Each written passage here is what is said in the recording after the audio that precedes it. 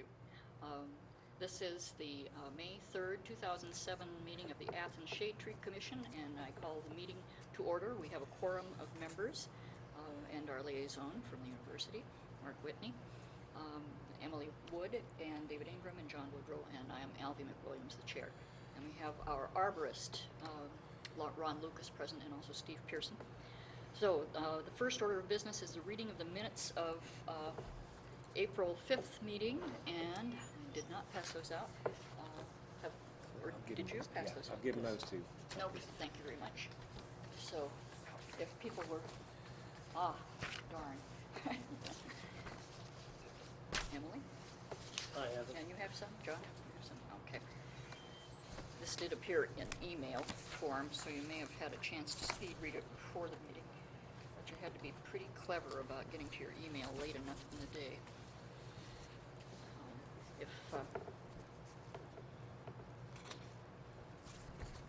I think I sent out a copy earlier in the month. So let us know. Because Debbie likes to get them as soon as possible. Yeah, Debbie did distribute I those think the ones. only comment I had a feeling, I thought on 10 Walker Street, we were going to ask Andy Stone to have a look at some of the issues there. Was that right? 10 Walker? Yeah. That was on the... Back of the cemetery. Yeah. Yeah, we did take a look at it. The tree is not a problem. Okay. Okay. Anybody else have any corrections for the minutes?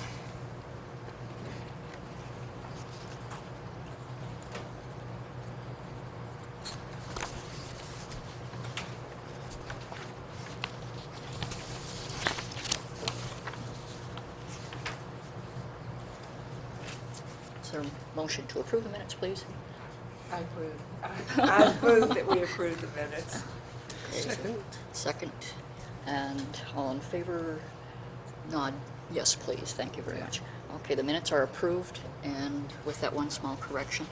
The first item of business then is the old tree permit, which is the one at 10 Walker Street, and it is essentially a tree in the alley next to the West Street Cemetery, and it is has been looked at by Andy Stone of the Streets Department, and we also consulted Terry Gilkey, who does work with the cemetery, and Ron, you also looked at it as a healthy tree.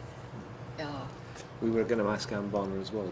Was she able? She was not able to, but okay. I think the fact with that our Ron's arborist okay. and Andy and Terry Gilkey, sounds like the tree really ought to be left. I believe Gary thought it was a healthy tree as well. Yes, I think you're right.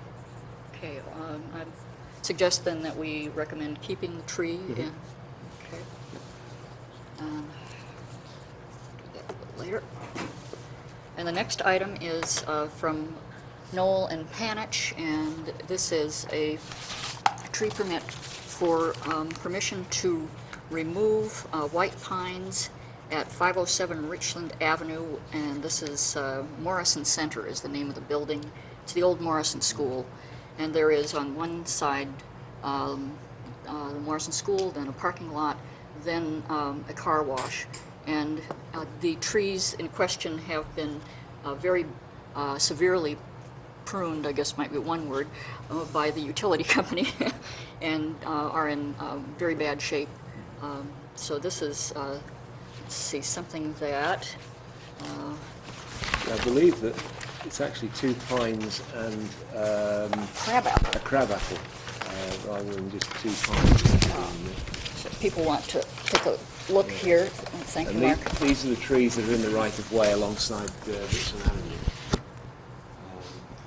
And they are in a dreadful state from the pruning that they've suffered. And, so I think if he's willing to replace them, yes, we should certainly encourage him to do so. Did anybody else get a chance to look at those? Emily, did you get a chance to go look? I'm afraid I did. Okay. Well, But in general, I'm in favor of removing trees that have been seriously damaged And by pruning and replacement. The hawthorn at the end looking pretty sad as well. I mean, it was flowering, but it's got a lot of dead wood in it. Yeah. I don't know if it had also been butchered as well, but it wasn't good. And they suggested a couple kinds. Mark, can you read the trees up there that are suggested, please? Yeah, green pillar oak, 2, and sugar thyme crabapple, Yeah. 2. I think 3. I think it's only sugar thyme crabapple that are going in here. By the look of it, isn't it? Is that Yeah. STC? Is Yeah. that? Yeah. Yeah, that's right. 1, Yeah. 2, 3, 4, Because 5. those oaks will be too big for that site, I think. They will be too tall unless they're narrow enough and far enough back from the power line. No, the power lines are right over where the trees are. Okay, Which is why- so they need something smaller than that. Yeah, that's why the crabapple would be the best, I think. Yeah. So- And that's so. I mean, if it looks as if they had 2 oaks there, but they've now changed it to 5 crabapple. Oh, okay, that sounds I good. mean, that sounds fine. Yeah. Are people all in favor? This is really generous of Noel and Panich to do this, and the trees are barely in the right of way too. So, if Quick comment? if you wish. Thank you very much. My name's Steve Pierce. I'm the zoning administrator, and I originally had contact with Mr. Knoll about this replacement planting. Probably the trees that are there, which are in very poor condition, were planted at the time that was a public school. Yeah. Mr. Knoll had indicated that at his own expense, Panich Knoll Architects would take the trees down that were there and replant with any recommendation from the tree commission about what should be replanted. It's really a fairly large area to plant in compared to some that are in the right-of-way, and it's a great buffer between the parking area and the public street. The parking lot's down behind a retaining wall. This Richland Avenue's a little higher right there. So, something that was a little thicker than is there right now would really help to buffer that parking lot from the public street. So, at no expense to the city, they're willing to cut and replant, which I think, as you mentioned, is very generous. Yeah. All the more reason to plant the crabapples. Yeah. Low branching, dense. Yep. That's a good There's choice. not really a line of sight problem coming in and out of the parking lot on either end because it kind of ramps up. The trees are back from when you actually come up to Richland Avenue, so anything that you would plant there, even if it was low growing, I'm not a traffic engineer or anything like that. I've pulled out of the parking lot a couple times. Yeah, there's nothing there that I think any kind of planting wouldn't obstruct line of sight for vehicles coming in and out. Wow. Yeah. So thank you, Noel and Panich. This is just really lovely. It'll make a big difference on that street.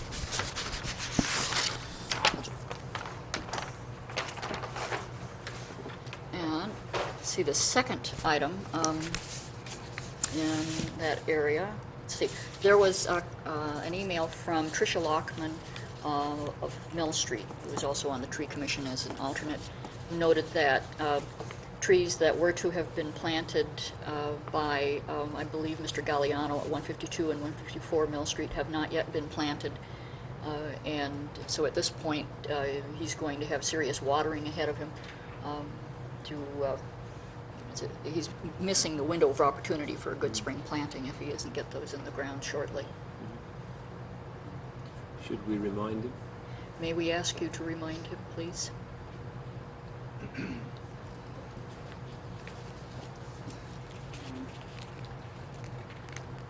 Mr. Galliano and his son were in the code enforcement office a couple of weeks ago commenting about their visit recently, or his visit recently to the Tree Commission, and I reminded him of the requirements that the Tree Commission placed on the replanting.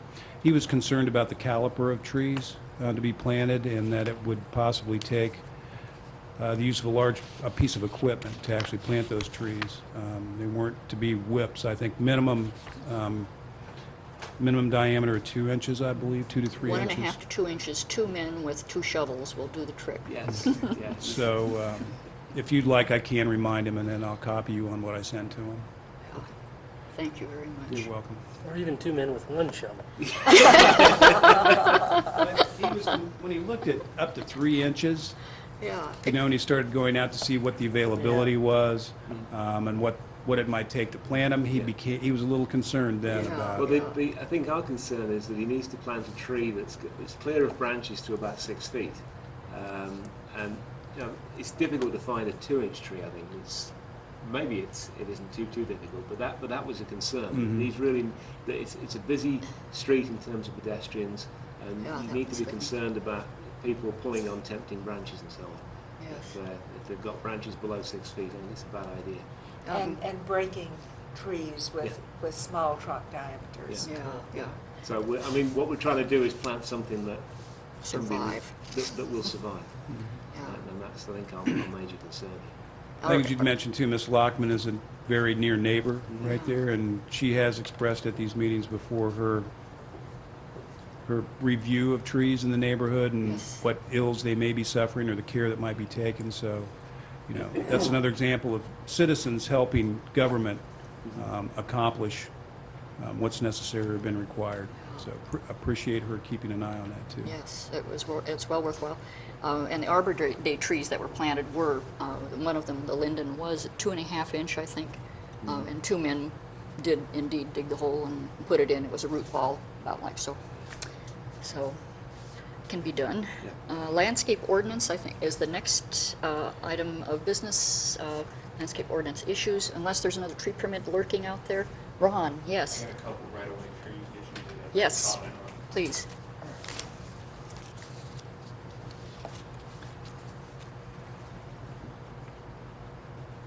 Sorry, I was speeding. I'm Ron Lucas, 19 Longview Heights, certified arborist and street maintenance specialist. Last tree commission meeting, we talked about Peggy Jaggers, 34 Morris, had a couple trees in her front yard that she wanted to replace. Some type of maple, small, they're probably about 20 feet tall. Hedge maples, I think. They are hedge maples, okay, that's what I figured, I wasn't sure. They looked healthy. Her concerns were, they're city planted trees, the canopy's very wide. She didn't like the fact that they didn't drop their seeds in the winter. Property owner considers them bulky, and she wants to replace them with some narrow trees and is willing to do the replanting. She talked to Greenleaf Nursery, but I was unable to get the type of species that she wanted to put in there. Is this if you replace, if you remove and replace, is that 2 for 1? Is that the? Well, I think we've got real concerns about taking healthy trees out. She is right, they are small trees, and I think it would be useful if they could be replaced with large shade trees, and so we'd be very concerned about the species that are going to be planted, so we would need to know that. Yeah. And I think at this stage we might even want to look at that site and see if it's possible to plant a large shade tree alongside those trees, so that once they get to be big enough, we can then take out the smaller tree. Because I don't think, I mean, those hedge maples don't grow very tall, do they, Mark? No, No. I mean, No, they're 20 about feet. 10, 12 feet high now. And so I think yeah, I've that's never seen them over 20. Yeah. Yeah, and they really Quite are broad. hedgy. Yes. Yeah, they're I- hedges. They're Probably. great trees for climbing. And Yeah. kids love those trees. Well, I told her son, who I spoke with today, that we could possibly take those trees up if we wanted to, if that was one of the concerns. So. Yeah, taking down healthy trees is not a good precedent. Yeah. If there are, but this is a site we might want to go assess and hear what she's talking about in terms of species. So Greenleaf is really good, so that she's getting good advice. And if we could have some information, please, on what she's contemplating. I'll follow up and see if I can find out the species that she had intended there. And I've been to the site. I don't recall whether we could fit extra trees in, but I'll go back and have a look at that. But they're definitely hedge maples that I've seen. Are they pretty broad, David? That might be They're part of big, it. spherical, Yeah. typical Yeah. hedge maple Yeah. appearance. They're nice trees. They're nice. They're nice looking trees. Yeah. Also, 5 Mulligan Road, there's a pine tree that is dead. I need to confirm the right-of-way there. I don't believe it's impacting our right-of-way, but I need to follow up. But that might be one that comes up. It's a dead white pine. Is that something that the city could remove? No, Too big. It's too big. Okay. But the first thing is to find out if it's in the right of way. Yes. Yeah. Okay. Thanks. Thank you, Ron. The next item of business, let's see, we don't have anybody here from Knoll and Panich. I was thinking that they might be here, nor do we have anything from Taco Bell. Do we want to give a quick look at the wedding garden since we've got it here, to make some comments on, and then we'll move on to the biggest item. Always trying to crack the agenda. Okay, so this is a wedding garden that is being going to be developed on city parkland behind the Holiday Inn, which is part of that old Athens County Engineers site, where presently we now have CVS, Applebee's, and there's Oak Hill Bank coming. And Holiday Inn is all the way to the back. There's city, what is this? This is where the Holiday Inn Express would be. This is Yeah. where 33 is. There's a baseball field behind. The sewage works is about here. And that's the drive that runs along the side of the swimming East pool, which is Park. roughly where the bottle of water is. Yes, it's the swimming pool. Okay. So they have a really ambitious list of things to plant. Yeah.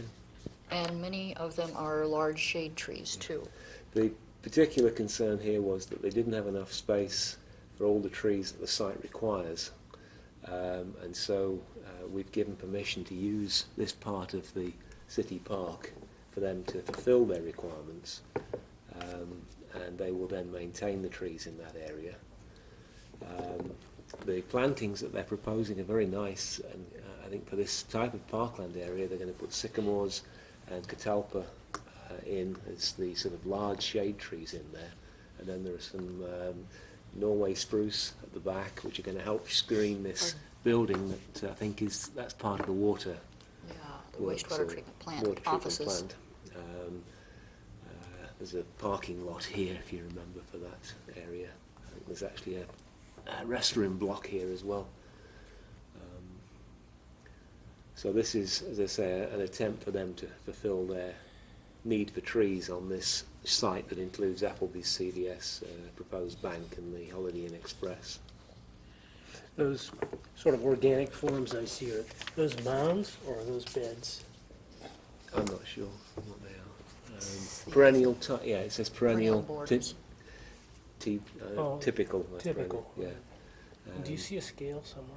Yes, it's 30 feet to 1 inch. So these are good spacings for us. I think there's the large shade trees around the parking lot are spaced at reasonable intervals. They've got some little leaf lindens and red maples over on the two sides and around the back of this site here. And I think that this spacing will certainly allow the catalpas and the sycamores to grow to reasonable sizes. And is this an arbor I think of so, some yeah. sort? Yes. Yeah. Yeah, they refer to this as their wedding garden, so I imagine that they propose having some sort of area for people to either have a wedding or to have photographs taken in that area. And since there's structures and things like that in addition to the plantings, have they run this by Kevin Schwarzkopf? Yeah, Parks and Rec. I don't know. I assume Kevin's given his consent. Yep. As you mentioned, Kevin Schwarzkopf, who is the director of, make sure I get it right here, Arts, Parks, and Recreation, has reviewed the plans. And this was also discussed at staff meeting a week or two ago. Kevin's biggest concern is who will maintain the entire development. It's his wish that Arts, Parks, and Recreation not be responsible for that. They have quite a bit to take care of already. And because there is benefit both to the city and to the developer for this, his preferences would to be, and I appreciate the mention there that you made, Mr. Ingram, about Mr. Knoll or the owner of the Holiday Inn will be responsible for the maintenance. And I suppose, too, that would be for the structures. Also, if there's an arbor or a trellis or something like that, they'd be responsible for that maintenance. Yeah. So Kevin's looked at it, and that's what you mentioned is his concern, who's going to take care of it. No, I think if these trees were planted on the developer's property, the developer would have to maintain them. So I think, in principle, there's no reason why they shouldn't be required to maintain them in that area. Right. And they have really the highest interest and possible benefit from it also. I mean, it'll make a great backdrop for a home run off the ball diamond there. You know, there may be baseballs dropping into a wedding, but there'll be very few home run areas at a ball diamond anywhere around that have this kind of a view. So The wedding garden has a nice tie into the honeymoon suite, too. So There's there, some I baseball mean, fans. there is a high interest in the developer for this to be maintained. Yes. So they're going to take care of the perennial plantings and everything. Yes. My understanding is, yes, that they'll take care of all the plants. And mowing and that sort of thing, I'm not sure about the mowing. We've got Because- the equipment to mow, and we're down in there mowing right now anyway. except that this is going to be a little different from a huge open area as they were mowing before. Yeah, I mean, I would have thought that Kevin would want them to mow around their own trees. Right. Because there'll be arguments about, And the structures and the paths. yes, yeah. Yeah, there'll be more detail probably that would be in the interest of the developer as opposed to the city. I mean, we have the equipment, but we're not looking, the city's not necessarily looking at the kind of, detail that a user of that area might be. So There's, I'll make sure that Kevin works with Mr. Knoll and whoever it is that happens to represent Holiday Inn, that they come up with a maintenance agreement agreeable to both of them. Very good. And the view, I would point out too, from Holiday Inn, there are windows at the back, as I understand. They're looking out on this garden. So this is, otherwise, the view to the front is parking lots and backs of buildings. But on the back, they'll get the best of views. So, but we had only one comment, I think, about the things they were choosing. Isn't there a rather strange The thing? viburnum, a compact European cranberry, viburnum, which might have a strange smell. Yeah, I'm that, told. this might be something that they might not want in the Apparently, garden. there used to be some of these near the President's House on Park Place. I don't know, we've had plenty of them on this university, and I've seen them at lots of other universities, and, boxwoods in flower have a curious smell. It wouldn't be enough to put me off the plant. Okay. I have some of those, and I have never noticed Good. an objectionable Well, smell. it was suggested that only some people can notice it. Oh, okay, It's one of okay. those strange smells. Okay. I detected a domestic difference here about smelling shrubs. Eh, So our next item is, I'm sorry, not the landscape. We have one last thing as a Taco Bell or- McDonald's. Oops, no. Taco Bell did not resubmit a plan. Okay. Or did you get a plan from Taco Bell? Did anybody? I'll get back in touch with Mr. Brand. Yeah. Okay. Because we can, I think, talk to people about that once we see it. But there are some things that... Two of us did go out and look at the site on a weekend morning and have some suggestions. So, I think everybody's desire is not to get in the quandary we did right next door. precisely. Yeah. Okay. The next one is McDonald's, and this is the McDonald's on Richland Avenue. They have a very handsome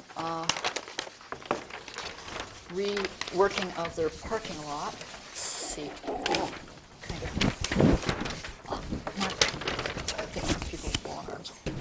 Okay, this along Richland Avenue in particular is where the most planting is going to be done, and they have proposed to put a row of fringe trees, which is should be visually very interesting, and the only concern really comes from, I think, Andy Stone of the Streets Department, who's concerned about visibility. Ron, did you have some comment I on was that? with him when we did that.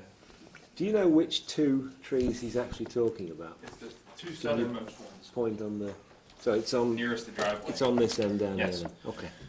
Yeah. I These think, two. I think losing two out of Coming that from lot. this curve, it'll be difficult when these trees reach maturity to see cars coming in and out of here. How high do you think the obstruction is going to be? Well, 12 to 20 feet. yeah, I don't see No, but I this. mean, if you're driving a vehicle, you're not 12 to 20 feet up in the air. Right, that but was, if the trees don't grow, if they have a large canopy or a wide canopy, they might make some difficulty for people seeing oncoming traffic from around this curve, and vice versa. People coming down here are seeing how traffic high coming do you out. think the canopy is relative to the drivers? I don't know, David. It's just one of those. That was just the concern that we had. I mean, if you're worrying about the tree trunks blocking the view, I can understand that. I think it's the branching, probably. That seemed to be what it was to me, was the branching. Could possibly Yeah, I obstruct mean, the view later. taking out two isn't a big issue. It's just trying to clarify exactly what it is that we're concerned about, because trees, in fact, Yeah, give you a these were the clearer two, view than shrubs would, because shrubs tend to grow up to the point where they can obstruct a driver's view. I think that the shrubs was just a recommendation for them to meet their requirement for plantings. Yeah, Well, they need. shrubs can't meet the tree requirement, but I mean, taking two trees off the end there isn't a really serious issue. We did have a suggestion, I think, last time we were thinking perhaps if, I do believe that this maybe even came up, that we might have a few fewer fringe trees over there and see if they could put in some tall trees back on this side where there would be more shade for the parking lot. That these are really visually quite lovely, but they're not serious shade, and maybe just having two shade trees elsewhere. Take away the two fringe trees on the end and put two shade trees over on the parking lot edge. About, see my sense of direction, that would be It's the north corner. Yeah. That would probably, and there's no visibility concerns over there, but it would provide shade. They are planning to use all fringe trees? Along the roadway, Okay. yes. That would be very attractive, but we still have a concern about using too many of one thing in case there's a problem in the But- future. I think we just have to live with it. Okay. I think for the beauty of the site, to think about having a row of fringe trees along there, I mean, it will be a gorgeous effect. And Yes. there is the concern. I agree. It's fairly wide space, too. in some Is- places. Yeah, they may never be an issue. They may never get to that width where they're obstructing the view. And, and is this the American or the Chinese fringe tree? Can you read the schedule? Or it's for Virginicus, because it's Okay. CZ. Yeah. Okay. Because they tend to be a little more Color. upright and the Chinese more spreading, at least the ones I've seen. Yeah, so that's good news, too. Did we have some concerns about the dumpster screening as well? I seem to. I'm trying to find my notes on this one. I can't see them at the moment. There's a fence around the dumpster, but no. No shrubs. Okay. Ooh. Let's ask for some Yep. shrubs around the fence and the most visible sides. Are there any other comments on this? Two more, we'll ask for possibility of two more shade trees in that Yeah. northern corner. And remove two fringe trees down here for Yeah, safety visibility. concerns,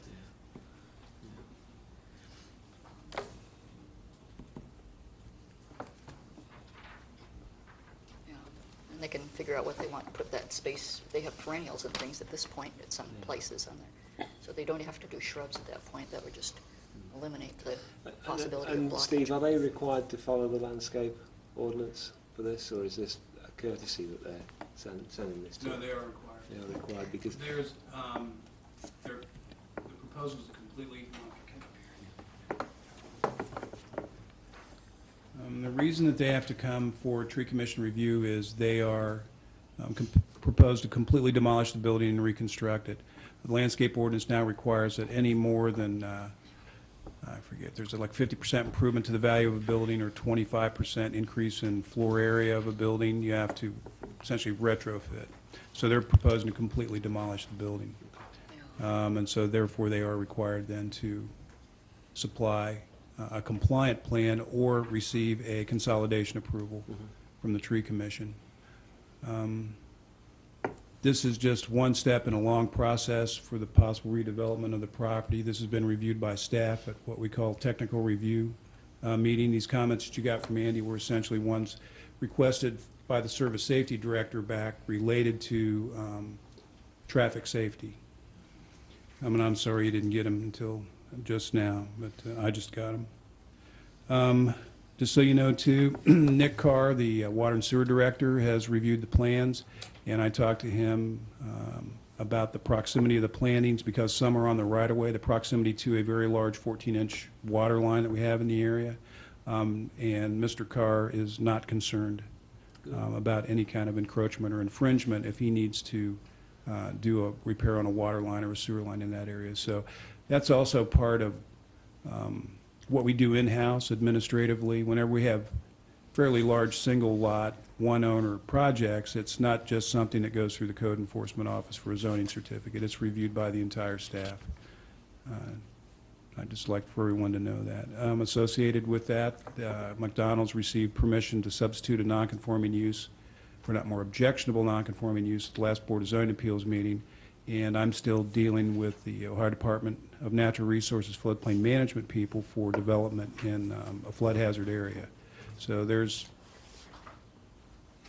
believe it or not, there's a huge amount of things that citizens may not see what goes into a project or understand the process, but in-house administratively there's quite a bit of review that goes on.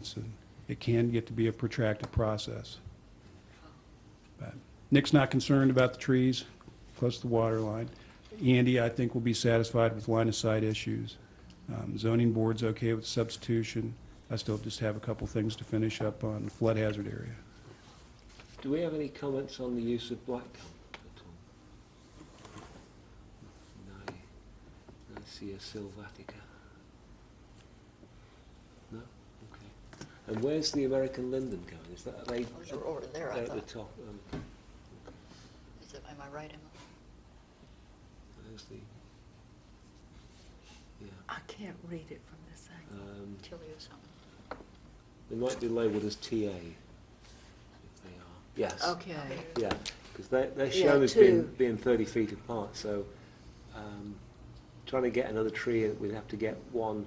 We might make well. Well, we Close could to put the we could pines put the two service berries over there, because they would probably be quite happy in that area, I would think, rather than trying to add two more shade trees over there, because that's going to be quite big, isn't it? I guess that's true. That would be handsome, too. That's Tilly Americana. Yes. Yeah, they'll get very broad-headed. Yeah, They'll so be- that's good shade. Yeah, and there's nothing wrong with them growing together, but to No. put a couple more trees in there might be kind of tough. Yeah. Okay. Yeah. Let us back off Well, that. unless they're the service berries. Yeah, like you said, they'd be happy. Yeah. And then it's nice to see that them retaining the Norway spruce all the way along the back there. I think Yes. that's, well, they say there's 39 of them. I haven't counted. I'll believe it. Yeah, that's wonderful to save that many trees. Yeah. Such a site. Yeah. Okay. Well, any other comments on that? Just one other comment about traffic safety. And this really doesn't have anything to do with trees, but just to illustrate the process. The owner of Taco John's across the street came into the code office and reviewed the plans, and he has some concerns about how his in and out traffic might mesh with this proposal. And I've forwarded that concern to Mr. Stone, who will, he'll go out and look at that situation also, because we have two restaurants with drive-throughs right there in a zone where drive-throughs aren't permitted, and you've got limited area right there for traffic to operate. Mr. Stone mentioned in his letter, I'm not sure what AASHTO tables for stopping distances are. It sounds like an industry standard. So Mr. Stone, being an engineer, has got access and knowledge of the best available information. So I want people to be, confident and comfortable that the city does its very best for the overall development and the development of the area in general. Thank you, Steve. It's worth being careful about Richland Avenue, which is so congested. Okay. This will be fun to clean up. Let's see. Well, thank everybody for all the fringe tree contributions, and Mr. Stone. The next item now is University Estates Grand Vista Village, and we have Lance Rep from University Estates here. We also have a lot of material, and we propose putting the map on the table, and you can come join us here if you wish, or to the podium. And this is a really complex thing, and so we may not have a decision this evening since there's so much.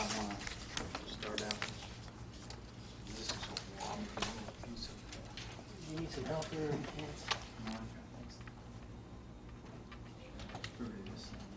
Ron, do you want to join us over here so you can see what's going on?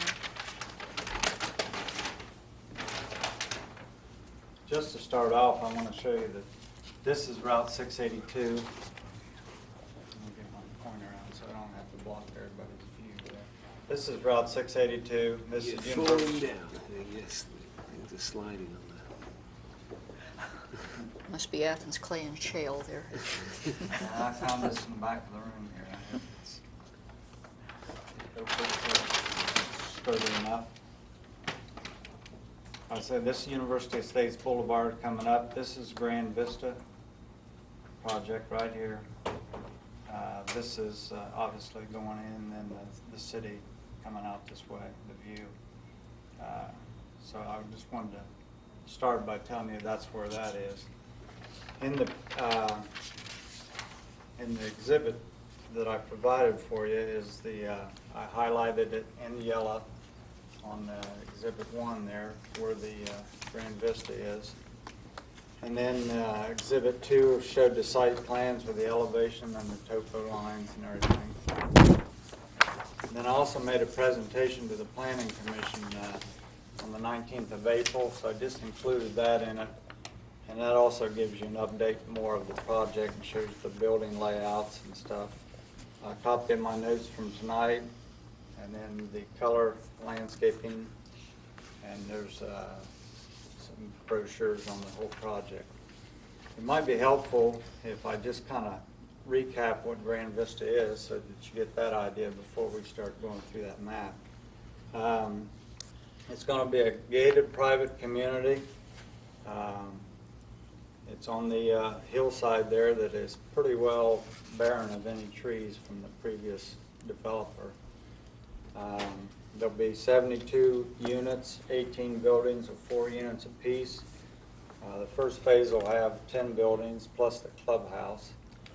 There'll be 3-story brick condos with balconies, and each unit will have an optional individual elevator that will come from the basement to the main floor and the upstairs. As you look at this, this will be the main road on the inside of the complex. So as a resident comes home, he'll drive down below and go in his garage from the underneath, and then obviously steps or elevator to get up. If you, like a visitor comes to see someone, they would park and go in the front. And that also applies to the sort of upper row that you can see on there as well. They're going to drive around the back of the properties, Yeah. And into the basement or the garage in the basement, and then up again. Okay.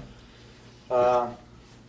If you haven't been on this site, there's just a gradual increase in elevation all the way up to where there's a house here right now, and there's a row of 40-foot pine trees that you can see real good from the road. Do you know how many pine trees are there, by the way?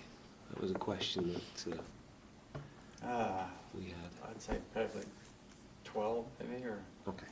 I mean, I did notice I put in there a 40-foot, but I don't think they're all 40-foot, but that one's at least 40-foot. The rest of them are 20, 25 foot. different elevations. So we want to make use of this. This won't be in levels. It'll just be a slowly, graduated thing, so we don't have to take as much dirt off the ground.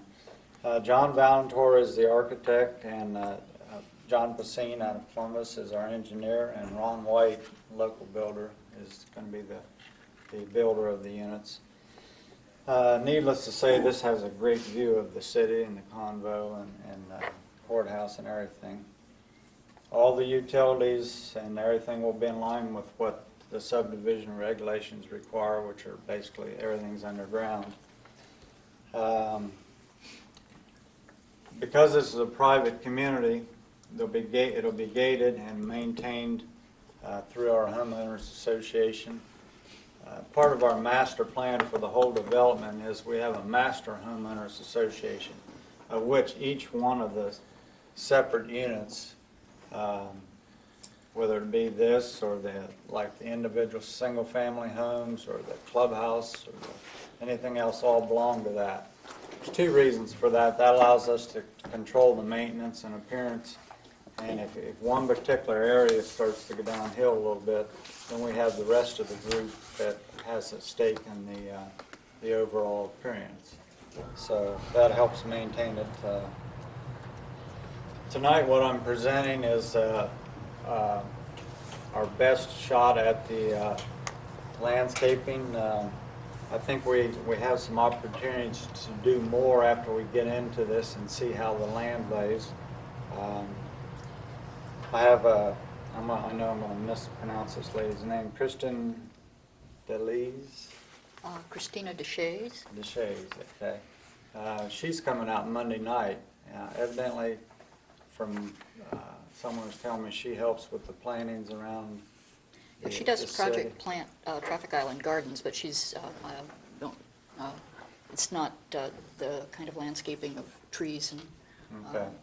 Yeah. Well, she's coming out anyways because we have a lot, our entryway and stuff that, we just don't feel we've brought that up to the standard we wanted. Well, So, her company can probably do a lot to help in some Yeah. small projects like Yeah. that. so yeah. we're, Yeah, she's very good at those sites. I guess the main point is we're trying to Yeah. bring in people that Yeah. can help us do it. Sometimes when you hire people out of Columbus or something, they don't really live here, so they don't have the same feel for it. The lighting, we will have street lights with the street names here, both entryways. And then what we're going to try to do is similar to what we've done on University Estates Boulevard in the residential. We plan on having every place you see an X, small X here. We'll have individual mailbox height post with a light on it. And we feel that that's going to pretty well eliminate that area without having street lights up in the air. And they'll be on a photo eye just like it is on University Estates. So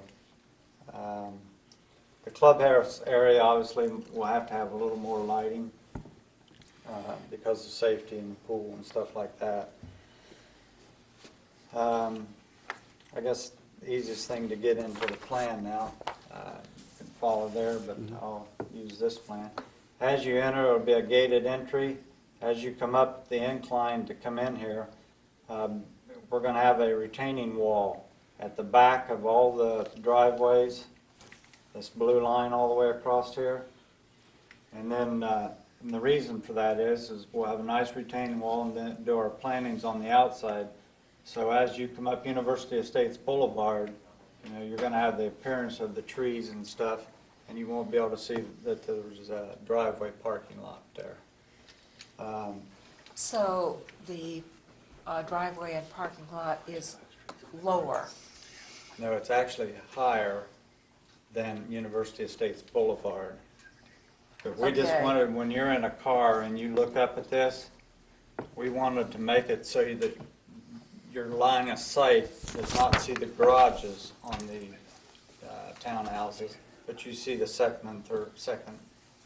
and second floors. And, then we're going to have a waterscape system that runs all the way down through here. And I just put it this length because I'm unsure of, because of the gated, how close I can go to that. but that'll be a water system with rocks and circulating water. Then this area right through here along University Estates Boulevard will remain grass just like it is now. When you look at the other side, this is the side that faces the city and also borders Armitage Road that goes through there. There's about 50 yards of trees and stuff that's there now that will not be disturbed. Then we plan on coming through here. I hope I drew this so you can see it. Maybe I point for you. But what I tried to point out to you here is we're going to, at the back of the driveway, come out and use a berm of grass or dirt and then put grass on it and then taper down to the hillside, this area right here, until we run into the trees and stuff that are already there. Obviously, one of the main reasons is we need some kind of a buffer so if somebody backs out of the driveway that there's, we don't want to put a guardrail or anything there. And then we thought we could put shrubs and stuff across here. And then at the openings where the driveways are,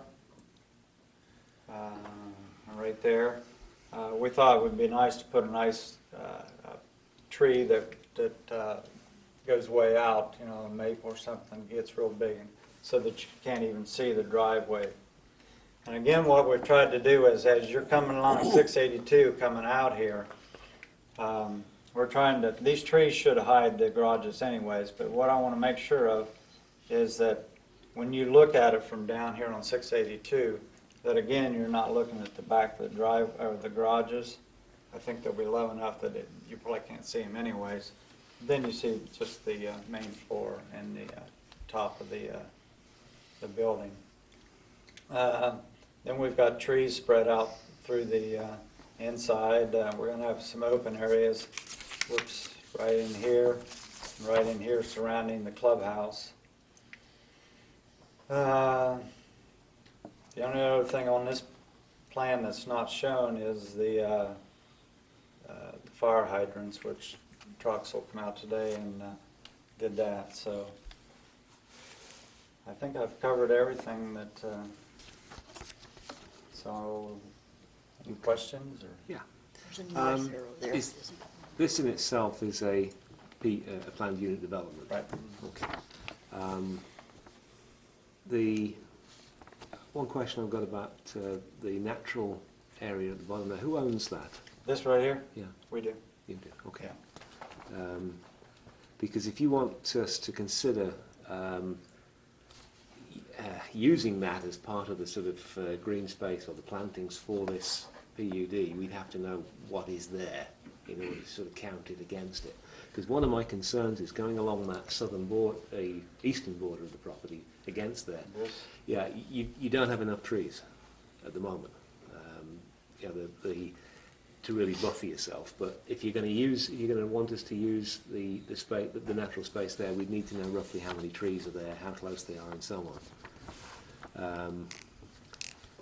The other concern I've got is the density of trees along that main road, or your road. Which, right here? No, the road that runs through the PUD.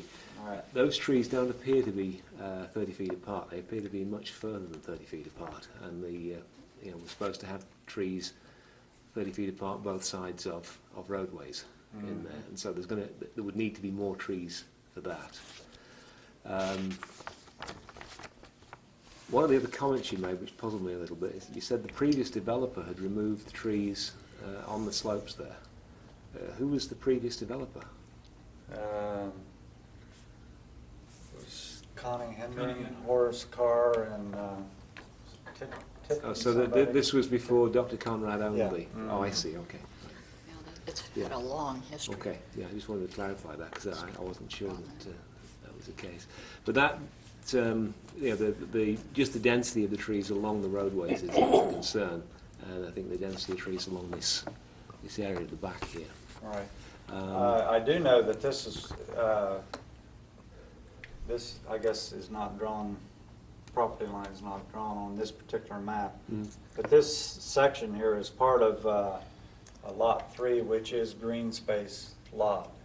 It's in the the deed and everything, that it can't be used for anything else. That continues on up. Mhm. Actually, you can see the bike path right here. Yeah. We're going to hook into our bike path. This is all trees through here too, except for where AEP went through there. There's parking along the roadway there, and I'm not sure how to interpret the rules that say interior lots can't have more than 10 continuous spaces without an island, because I think in some of these you may have more than 10 spaces, but that may not be an issue if we're going to not consider the interior lots. I'm not sure how we should interpret that one. Are the 10? Then, yeah, Oh, okay, so if there's 10, that's fine. and they've got some trees along the, Yeah, yeah, yeah. But again, that's more than 30 feet. If that, I mean, each space is 9 feet, so 1, 2, 3. You'd expect 2 trees in this space, then the ones at the end. So that, I think, is a concern we've got, the planting requirements. I mean, I think what we can do at this stage, I think you I mentioned don't just... think we really have any disagreement with what you're saying there. I think Okay. probably just didn't realize when we Yeah. do this, we didn't. And at this stage, I think you said that you need to get a preliminary approval, and I think based on our reservations being in that preliminary approval, I think we probably could give it at this stage. yeah, there was another concern about the limited variety of trees. Yes. Yes. Oops. Yeah. Yeah. I've But been again, confined. yeah. Just Yes. a I mean, sec. there's It's only white pine, Norway spruce, sugar maple, red maple, and Chinese dogwood, and then that's it for trees. That's kind of a limited menu. Especially just shoe maples. I mean, if we have something come in affecting maples, like this emerald ash borer, you don't want all of your shade trees to be lost because there are too many of the same kind. Yeah. So And also with the sugar maple, for that to be successful, you need to have a good place to plant it. The red maples are tougher, but if you don't have a pretty good soil and enough space away from parking areas and that sort of thing, it's going to be much more difficult to successfully grow the sugar maples, But I think which are a wonderful tree and need to be planted more. But I think you said you're going to try to minimise disturbance on this site, so I think there's a possibility that sugar maples would actually survive. But I do agree, Yes. there needs to be more species But- variation in all this lot. They do need to be careful about where they're planting them. Yeah, yeah. And Would I be out of line if I threw this back at you guys and asked you to take this plan and make some Suggest. recommendation Oh, on so- I trees mean, and, yeah. we frequently you do probably that. Yes, yeah, we Yes. can do probably that. know more about it than, Yeah. I'm not standing here claiming to know. No, we have a recommended list that we can refer to, and then we can certainly probably give you a list of a dozen trees that could be planted on this site Yeah. fairly easily. That would be most helpful. Yeah, and I think that could be included in the sort of preliminary approval that we give, because that's all we really can do at this point. Because I think, as you indicated, as you're going along there, that there will have to be changes made as the development goes on. You can't get a perfect design and then implement it Yeah. first time. And we really want to work hard at this area, and Mark has particular expertise in big areas in buildings. Mark, did you have any, I saw your eyebrows wiggle at a point where retaining walls were mentioned. Was there You some mean the concern? berm on the backside?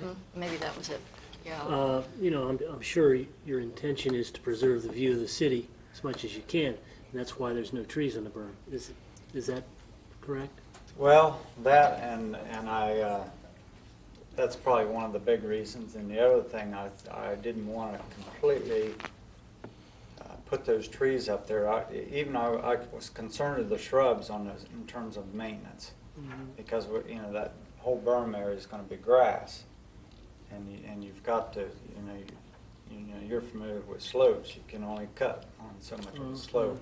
why not put ground cover on them then? Then that way you can minimise the maintenance. It costs a bit more of the installation, but long-term maintenance can be cut down quite a bit. There's another area you can help us with, because we put the crown veg everywhere that we have banks, and the deers love it. So it is not, it's grass there, but it never flowers. And it A lot never- of shrubs can be considered to be Yes. ground covers. Yes. Cornell has done a great study on deciduous woody ground covers. And there are lots of suggestions in something that they have put out. Yeah. You mentioned, I think at the beginning, that there was an architect, an engineer, and was the construction expert in all this, but no landscaper. Well, I think you might want to consider. The engineering firm Okay. also has a landscaper, and they're the ones that did this plan. Landscape architect? Yeah, Did this? Yeah, at their okay. firm. Wow. That's, Well, we have a species review meeting coming up this Sunday that we're going to do get ourselves prepared on the next plan that's coming up on May 10th. So Yeah. we could make some suggestions Yeah. at that time to Yeah. put up a list of. Would you mind if we drew on this map? oh, no, go ahead. Okay. And I think if we go to this site, are we going to be able to get down to see what's actually planted at this Sure. area? How would we do that? Do we come in the main gate and around? Just come or- in, the main, and my office is about where it says lot 1 right there. So you just come in here and turn and go right there. And I can, actually, you can drive down Armitage Road and look yourself, but Where's Armitage Road is down below here, is right, it? is The it bike path. right there? Oh, okay. That's Oh, okay. Armitage Road right there. Oh, okay. Right, good.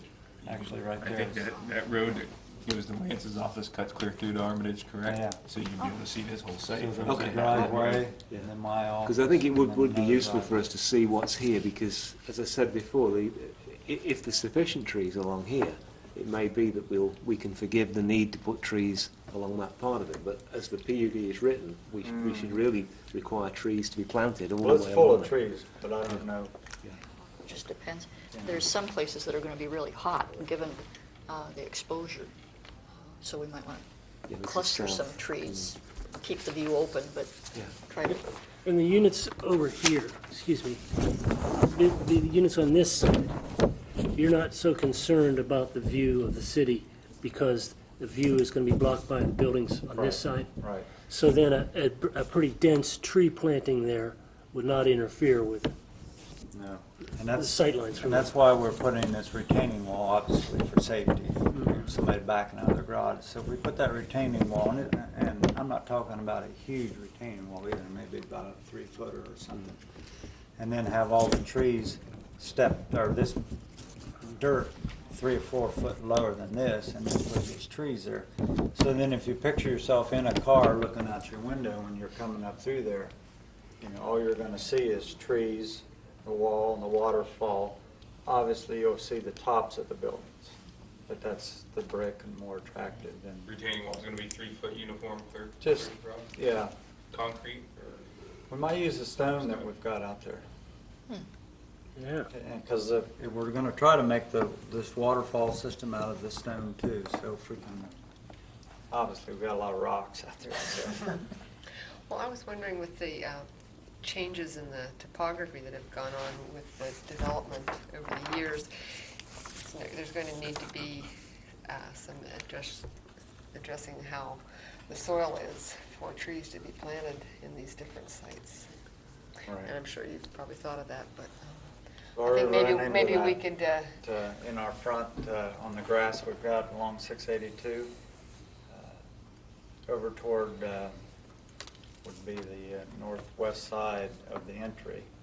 If you look, there's a huge bare spot there where the grass didn't take, and basically we didn't put enough topsoil down there.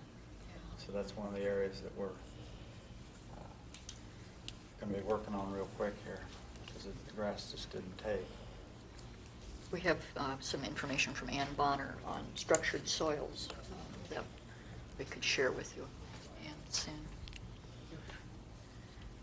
We should get enough topsoil off of what we do there to take care of most of our. The concern is the a little bit lower than the topsoil though, because you want to avoid compaction that the trees are going to try and grow in long term.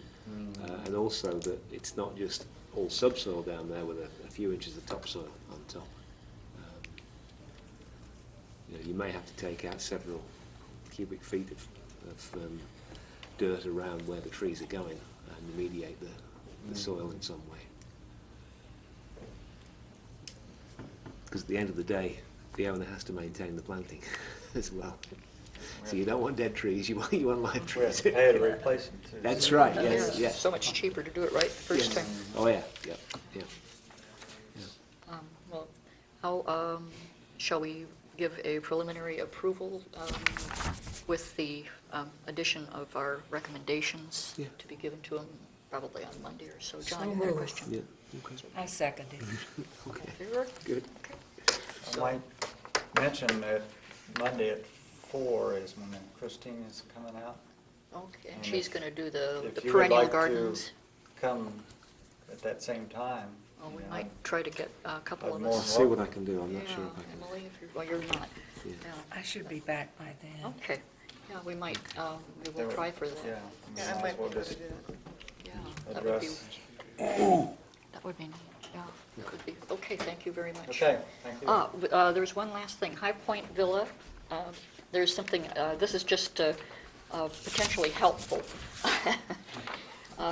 We made a suggestion that seems to have been overinterpreted about the High Point Villa condos.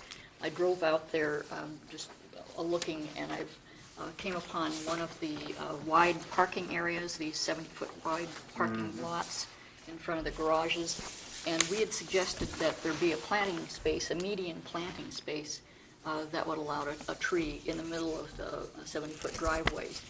And instead, what seems to have happened is a really small space at one spot, and then another space slightly larger in another spot, and there are, I think, 3 planting areas in an area.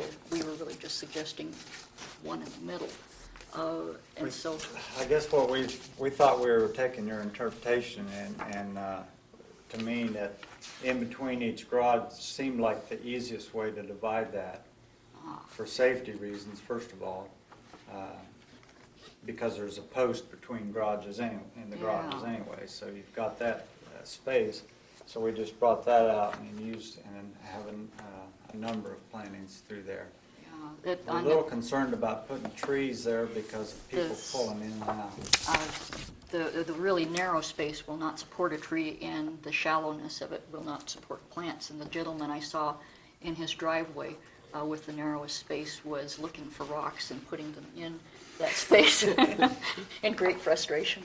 So I don't, Yeah. So that's already done. just That's one all. has been done like that. Yeah, that's right, thanks. Well, I don't know that there's enough room to, I don't see how you could make it wide enough to put trees in there and still have safety of the driveways planting area. and then I get into the right-of-way issues, you know, I got, even though that's driveway there, it's still right-of-way for, what, 25 feet, right, Steve? Well, from the edge of the curb, it's 50. 35 feet. I want to say that 50-foot right-of-ways in through there. So you've probably got 24 feet of pavement, 13 feet from the curb line back, probably still in the right-of-way, if it's a 50-foot. Trees can be planted in the right of way to meet the requirements. Well, we'll be out there on Monday. We should all go take a look, because that one narrow planting strip is just going to be an exercise in frustration for the people living there, the plants that they try to put in it. I can see how you were Actually, trying we to. have to maintain it. so You have it's to not- maintain it? Ah, It's not okay. their problem, but Oh, well. I'm sure they'll take interest in it too. but- Okay, Yeah, well, but we'll do that Monday then. yeah. Well, the next item of business, Excuse me, can I make a comment? oh, yes, Mr. please, Steve, sorry, I just rolling right along.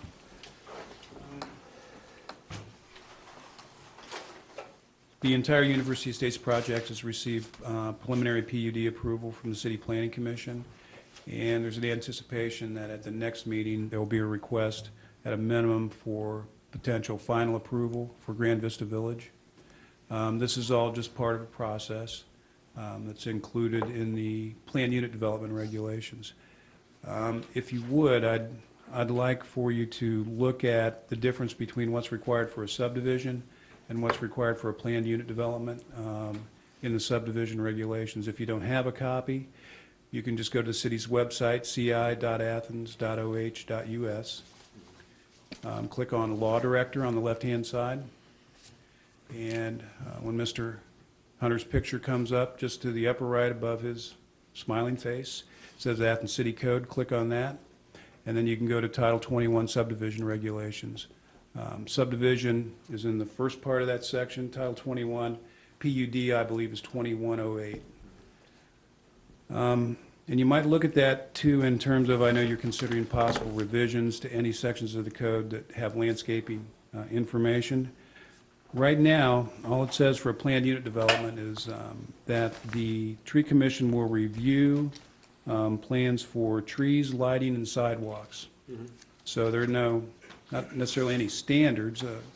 You can refer, I guess, back to 30-foot spacings and types of trees. But right now, it's just very broad. All it says is a plan reviewed by the tree commission for trees, lighting, and sidewalks.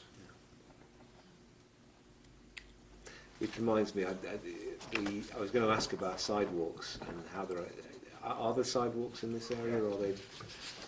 I think they show up. Isn't that a sidewalk?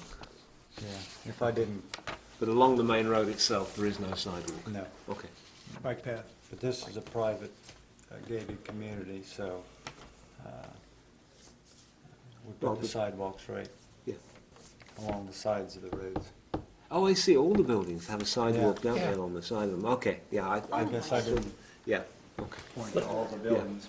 Yeah. Yeah. So- Lance, concerning the pole lights and the bollard lights, the fixtures that you've chosen, are they shielded to cast the majority of the light to the ground? Are they shielded from reflection up? I know. Mostly up. I guess they're up because they've got a cap on them that comes down, decorative cap. And then the glass itself is frosted, for lack of a better word. The light comes to the ground rather than up into the sky.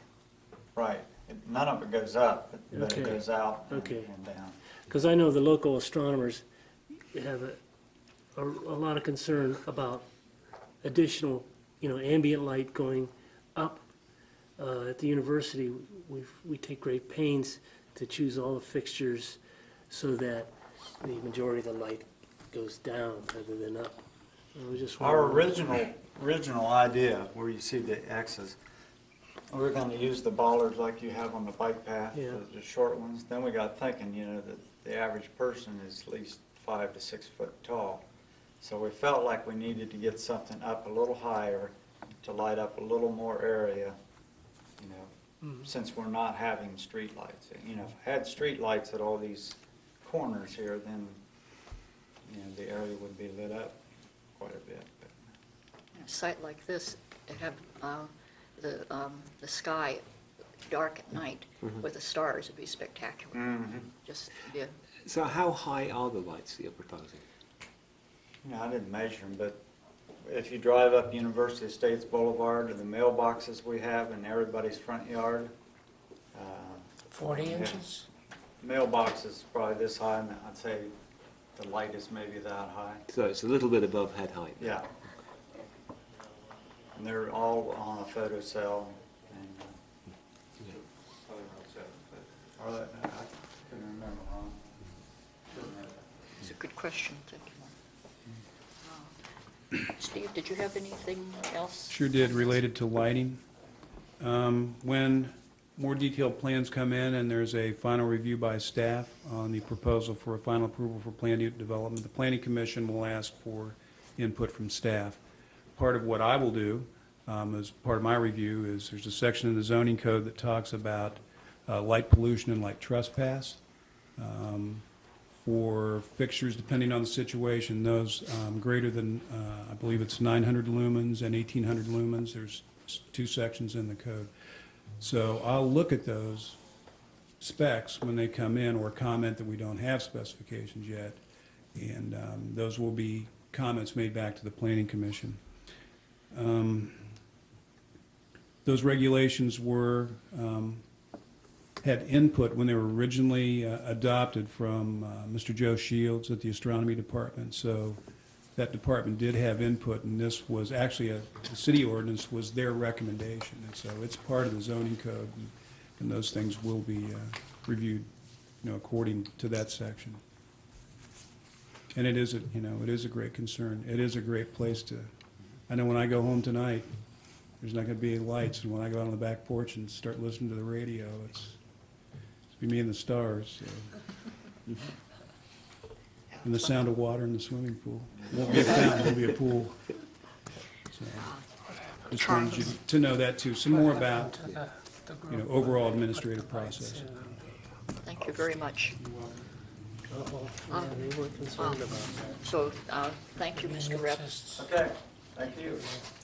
And we will have something for you on Monday, written on this and with a list. Thank you, guys. I can see it from 8 miles away where I'm at. The, what appears to be the last thing on the agenda, so that Steve can go home and look at the stars, is we have something from Ann Bonner about Emerald Ash Borer Awareness Week, which is coming up. And I don't think we're going to make the deadline to get laminated signs, but there are some things that we can do in the way of public relations and have a proclamation of Emerald Ash Borer Week. Would like to give this information to Ron Lucas to look at. And the Emerald Ash Borer Awareness Week is May 20th to 26th. The focus of the campaign is in good part to hit the week when people start going camping, and moving firewood around poses a hazard. And so there is, this is not quite something that is aimed at a city having Emerald Ash Borer Awareness Week, but we are indeed one of the places that have a lot of parks around, so perhaps we could plan a little better for this next time, or we might be able to put some signs up of our own out in park areas. That, Are we able to get anything onto the utility bills? Excuse me? Could we get anything onto our utility bills to? Okay. One thing that we might be able to do, and I know that just today I forwarded some public service announcements to the government channel that'll be running on the government channel. There's a possibility we might be able to just get that information to them, do a short text, and run that on continuously almost on the government channel. You might be able to do something on, We can do that quick. on the website. and the website, they do recommend that, yeah. Yeah. So if we could, Ron, would you mind Not at all. doing that? Absolutely. I look forward to it. Super. Not everybody listens to this thing, so I'm wondering too if you could do like an event thing or in the newspapers. Yes, there's a press release in that packet that's a model for a press release to go out. And so, Yeah, if we could, maybe we can get it included in the mayor's press conference or something too. they ask that the mayor make a proclamation of and declare that particular week, May 20th to 26th, Emerald Ash Borer Awareness Week, and the press release would go out in advance. The packet really pretty much tells you what to do. There. Well, there's a number of things right here. The government channel, press release, website, info, signage in the park areas, and a mayoral proclamation. That should get us some pretty good media attention. Yeah. Pretty well covered it. Go shrieking into the streets. Declaring. Are there any other items of business? Ron? I have an item that isn't really focusing on shade trees, but I did talk about it with you last year, and I just want to give you an update. Concerns ground covers at certain areas through the city that the street department maintains.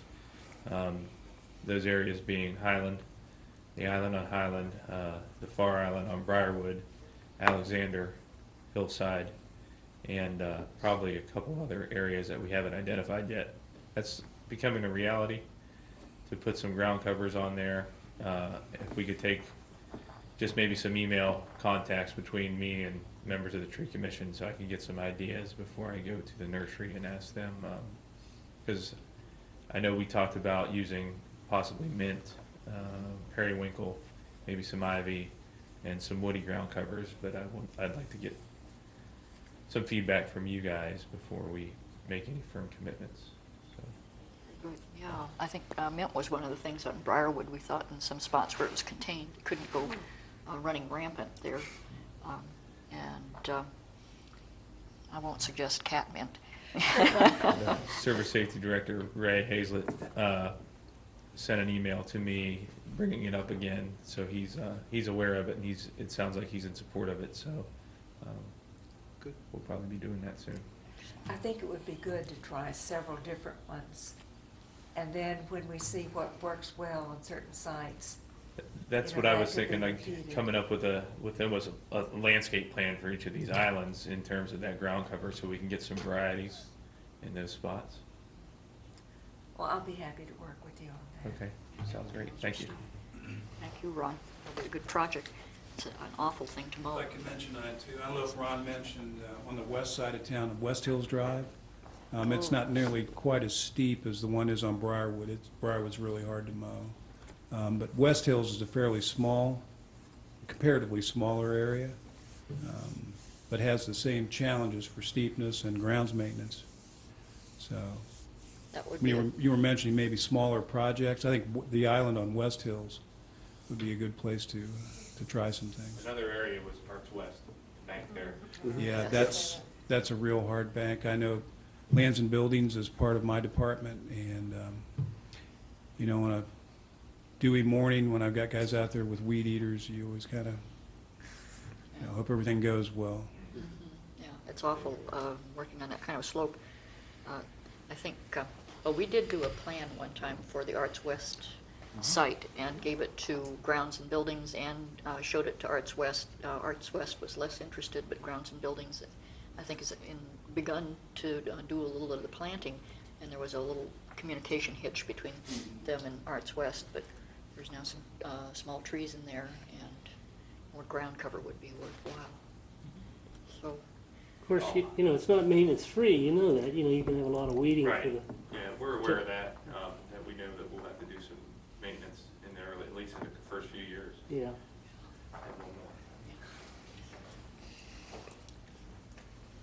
On Fort Street today, there were a couple tree removals that we had to take care of. There were a couple dead trees that were on an embankment around the corner near Grosvenor. I don't know if you guys were aware of the issues there, but they were either struck by lightning or just fell from wind, but significant damage and the trees were dead, so we took them down today. I'd give you an address, but I can't remember off the top of my head, so maybe I'll email it to you. Okay. it's a small street. Thank you very much. That's good service. Yeah.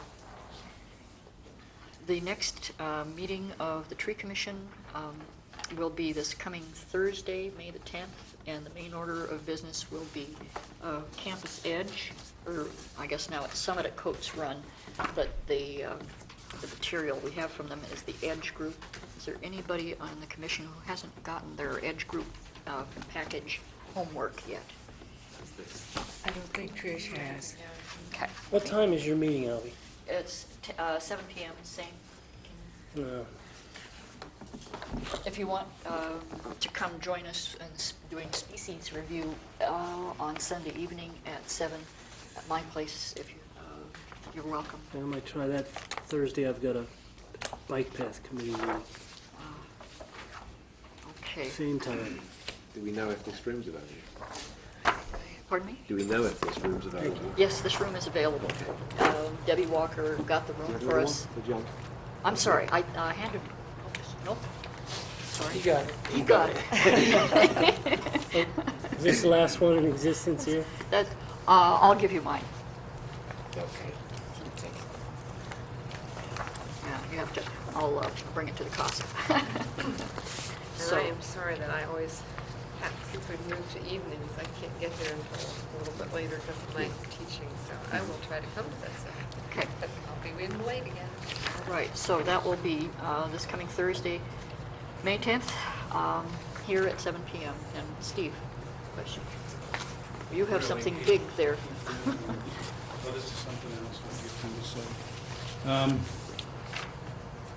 Related to that, related to existing law, the reason that some of the codes run has to come to the Tree Commission has to do with the section of the landscape ordinance. It requires not only parking lot landscape requirements, but it also mentions the number of trees required for apartment complexes.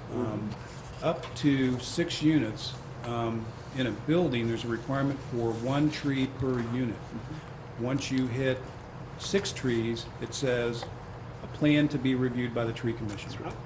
So I believe in the case, for example, in the case of the Summit at Coates Run, they have 262 units.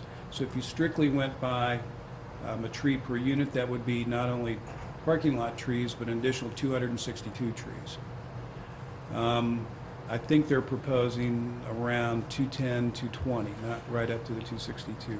They have maintained undisturbed buffer areas around the site. The development is consolidated as much as possible. Buildings themselves only covers 8% of the lot area of 32 acres. There's about an additional 16% in impervious surface parking areas because there's a requirement of 1 parking spot for each person. So your parking areas do get very large. So I just wanted to point that out too. It's another section where it's just a little bit different than subdivision and planned unit development than just normal small development. So, I think the packet was very good as I reviewed it too. There's references to the Athens City Code that the submitter has made, and I'm sure they'll be more than happy to take any comments. I have let Ryan Pearson of the Edge Group, who is the submitter of the plan, know that the meeting will take place next Thursday. I think you'd mentioned that a representative would be nice for one of the representatives to be here, and I've let him know that that's your desire to have someone here to speak on their behalf. Yeah, we will undoubtedly have questions, and it would be a lot smoother. Yeah. Thank you. 2 other things really quick. Any more comments about Tuesday night? I have going to Board of Zoning Appeals a request for variance from driveway width where the owner wanted to go back and park in the backyard, and there were existing trees there on Brown. That's Tuesday night at Zoning Board. Did you have any other comments or ideas or necessity for any more plantings other than those existing trees that are there? I think the main thing was the concern that they maintain the existing trees Okay. to the rear of the property, because I gather they do own that property, and therefore Yes. they do have control of them. So, you know, I think that would be a reasonable consolidation in that. But they do need to protect them. I noticed they were dumping paint along an area very close to one of the trees.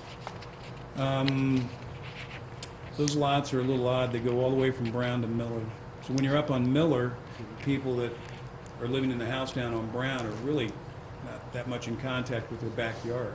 It seems like it's almost in a different neighborhood. So I will bring that to the attention of the Board of Zoning Appeals Tuesday night. The last thing I have is Holzer Clinic, if you may have read or heard, is proposing to build a facility on East State Street, out beyond 5032. There's a request or discussion about annexation, subdivision of land. There's some flood development issues going on there too. The property's partially in the city, partially out of the city. However, they will be permitting through the city even if annexation lags behind a little bit, because annexation is about a 6-8 month process. They have requested, I think they requested to council what they call an expedited annexation. When it's only one owner of property and you don't have multiple owners, there's a, for lack of a better term, a shortcut process that you can take. What Nick Carr provided to me out of a set of plans that must have been that big around was, I said I didn't have any landscape plans for Holzer, and I think I might have mentioned that at a previous meeting. In that huge roll that Nick gave me are the landscape plans proposed right now for Holzer Clinic. So I'd like to leave them with you. They're very good. I mean, this is very well done. So I'd like to leave these with you. What's the time frame for them to get any approval from us? In other words, when are they going to go to council for their Right final? now, The administration has been for actually several months in contact with representatives. Mr. Todd Fowler is a representative of Holzer Clinic. Gary Silcott of R.D. Zandy is the engineering firm from up at Logan. Sierra Meek from Mr. Nolan's legal firm in Nelsonville is their legal representative. We've had multiple meetings and multiple discussions, and I know most recently it's been at council for request for annexation. Right now, there's not been a submittal with building plans yet. If the annexation occurs, though, in most circumstances, there's a development agreement or an annexation agreement, so council will still have some input on that. I guess I said all of that to say there's still quite a bit of time. Okay, yeah. So we're not in a hurry. So we don't have to do this one in time for 10th of May. We can leave it for the meeting afterwards. Yeah. Good. And again, I just mention all that too because, you know, there's some that, you know, that think that coming to Athens and develop is just something that, you know, slicker and a whistle to do, and it's not. I mean, this meeting right here is just one example in the council meeting, planning commission meetings of, you know, multiple steps that someone has to go through. I mean, the previous presentation from University Estates indicated that we have to give approval before he can go to the next step. So, you know, Yeah, there are quite a few things. What timelines we're working on. Yeah. And it is just this is just kind of a personal but job comment. It is very challenging to explain to a developer all the different things that you have to go through. In this city, you have subdivision regulations, you have a zoning code, you have a well protection ordinance that's not even codified, it's not even a title in the Athens City Code. You have land development requirements, you have flood damage prevention requirements. These are all in separate sections. You have a landscape ordinance. And right now, I do the best that I can when I'm contacted by developers to try to pull these all together. It's very hard just to go right to the code. You know, I wish that I could tell them, you know, you make one click and it's all there. So I have to kind of walk them through each title. But things will get better. Yes. They will. Thank you, Steve. Is there any other business? I'll move we adjourn. I second that. Thought you would. Thank you, the meeting is Hey, over. Alfie, I can make a copy of this Can you? and give this Okay, back to that you. would be cool. I would like to review this. Yes, I would like you to review this. We all would. Yes. Very detailed species Yeah. listings. And I'm a little bit concerned about these requests.